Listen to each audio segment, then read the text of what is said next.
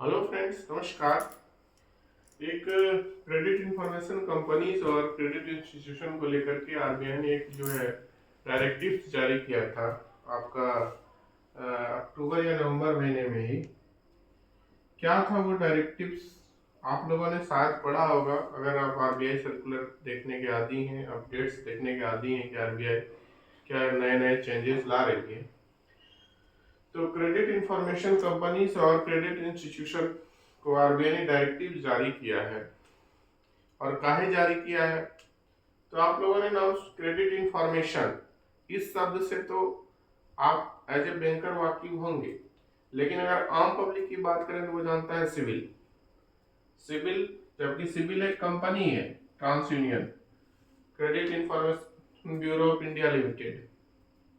Civil, Equifax, Experian, ये सभी जो है आपका क्या करती है, क्रेडिट इंफॉर्मेशन रखती है। और जब आप किसी बैंक में, फाइनेंशियल इंस्टीट्यूशन में, क्रेडिट इंस्टीट्यूशन में लोन लेने जाते हैं तो इन्हीं के माध्यम से जो बैंकें आपका जो है क्रेडिट इंफॉर्मेशन निकालती है कि आपका रिकॉर्ड कैसा है, आपने पहले लोन लिया है तो कैसे चुकाया है, कोई ओवर ड्यू तो नहीं है, कहीं आपने जो है सेटलमेंट तो नहीं किया है, कहीं आपने बिल्कुल डिफॉल्ट तो नहीं किया है। इन सारी चीज़ों का पता इन क्रेडिट इंफॉर्मेशन के माध्यम से बैंकें लगाती है। ठीक है, ये अच्छी बात है, इसमें कोई गड़बड़ी नहीं है। दिक्कत तब शुरू होती है जब आप भी एज ए बैंकर, जब आप काम कर रहे हैं या एज ए कस्टमर, आप देखते होंगे कि कभी कभी आपने टाइमली रिपेमेंट किया लेकिन सिविल आपका स्कोर कम हो रहा है या कुछ गड़बड़ी हो जाता है। तो इन चक्कर में, इन सारे वजहों से आरबीआई को बहुत सारी शिकायतें मिल रही थी क्रेडिट इंफॉर्मेशन कंपनीज के रिगार्डिंग। अब सिर्फ यहाँ पर दोषी ये भी नहीं है। दोषी कौन है वो तो बाद में बात करेंगे, पहले जानते हैं कि आरबीआई के डायरेक्टिव्स है क्या।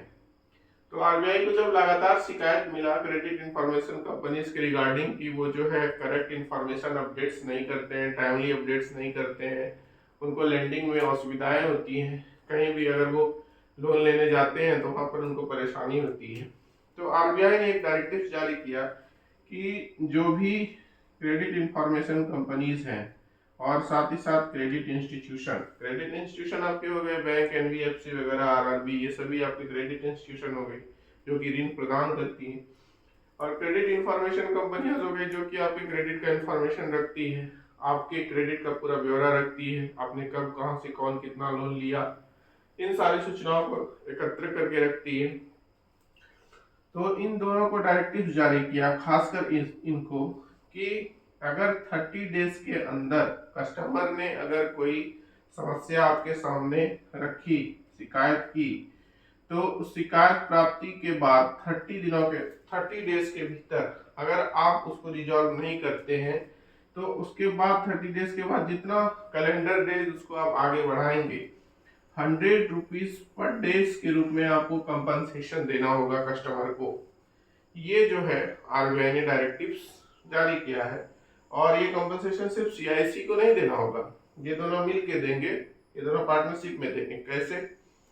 मान लीजिए कि सीआईसी को ये शिकायत मिली कि हमारे जो है क्रेडिट इंफॉर्मेशन में कुछ गड़बड़ी है, ठीक है।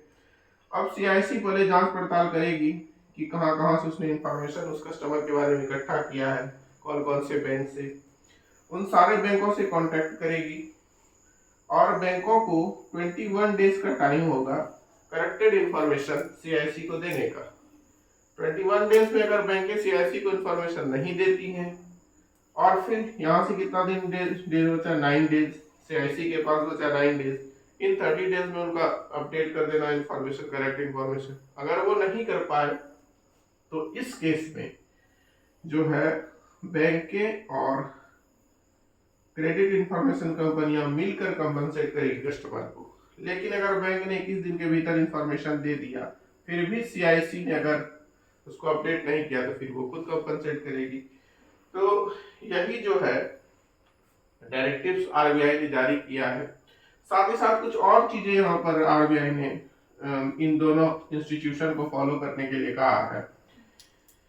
वो क्या है कि सिविल को, सॉरी, क्रेडिट इंफॉर्मेशन कंपनी को और क्रेडिट इंस्टीट्यूशन दोनों को कहा क्रेडिट इंस्टीट्यूशन को ये इंस्ट्रक्ट किया है कि अगर आप किसी कस्टमर के क्रेडिट इंफॉर्मेशन कंपनी को उनका जो है डिटेल देते हैं कि उन्होंने जो है डिफॉल्ट किया या फिर उन्होंने जो उनका जो है ओवर ड्यू है वगैरह वगैरह, कोई भी इंफॉर्मेशन अगर आप देते हैं तो उससे पहले ईमेल और एसएमएस के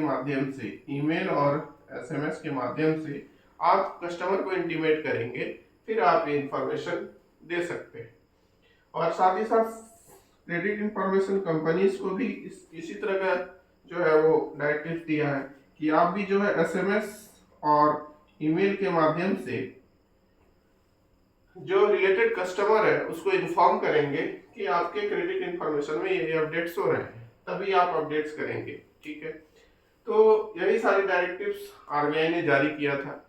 इस डायरेक्टिव्स को जारी करने से पहले क्या आरबीआई को जब क्रेडिट इंफॉर्मेशन कंपनीज के बारे में शिकायत मिलती थी तो कोई कदम नहीं उठाया था। उन्होंने इन सारी कंपनियों पर, एक और चौथी कंपनी है, उन सारी कंपनियों पर लगभग फाइन लगाया था। इनके ऊपर 26 लाख का फाइन लगाया था, 25 के लमसम इस पे 24.5 लाख का एक्सपेरियन पे, इन सभी पर फाइन भी लगाया था। उसके बाद ये डायरेक्टिव्स आरबीआई ने जारी किया है। तो मुझे लगता है कि जो चीजें आरबीआई ने क्रेडिट इंफॉर्मेशन कंपनीज और क्रेडिट इंस्टीट्यूशन के लिए डायरेक्टिव्स के माध्यम से जारी किया था, वो सारी चीजें मैं आपको इस वीडियो के माध्यम से बता चुका हूँ। इससे अगर कोई क्वेश्चन आएगा तो आप आसानी से बता पाएंगे।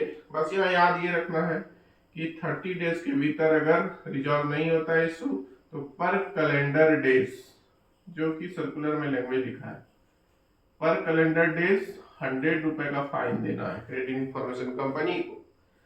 साथ ही साथ एसएमएस और ईमेल के माध्यम से कस्टमर को इंटीमेट करना है जब क्रेडिट इंस्टीट्यूशन अगर सीआईसी को इंफॉर्मेशन भेज रहे हैं या सीआईसी अगर कुछ अपडेट्स कर रही है, तो ये जो है एसएमएस और ईमेल के माध्यम से दोनों संस्थाओं को भेजना है। साथ ही साथ वो इस चीज के लिए नोडल अधिकारी रखेंगे, इसका भी प्रावधान किया गया है। डायरेक्टिव्स में कहा गया है कि नोडल अधिकारी रखेंगे।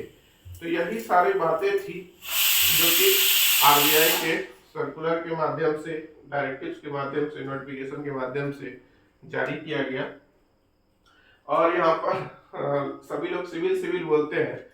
सिविल एक क्रेडिट इंफॉर्मेशन कंपनी है, ठीक है, जैसे इक्विफैक्स है, एक्सपेरियन है, उसी तरह सिविल है। लेकिन सिविल इसलिए क्योंकि जैसे हम लोगों का एक आदत होता है, जैसे टूथपेस्ट कॉलगेट बोलते हैं। कॉलगेट मतलब दुकानदार को अगर आप कॉलगेट बोलेंगे तो आपको टूथपेस्ट नहीं बोलेंगे, कॉलगेट बोले वो समझ जाएगा। तो उसी तरह से सिविल क्रेडिट इंफॉर्मेशन कंपनी का एक उदाहरण है। ये उसी तरह बहुत सारी कंपनियां हैं। तो यही सारी बातें थी, आपको समझ में आ गया होगा।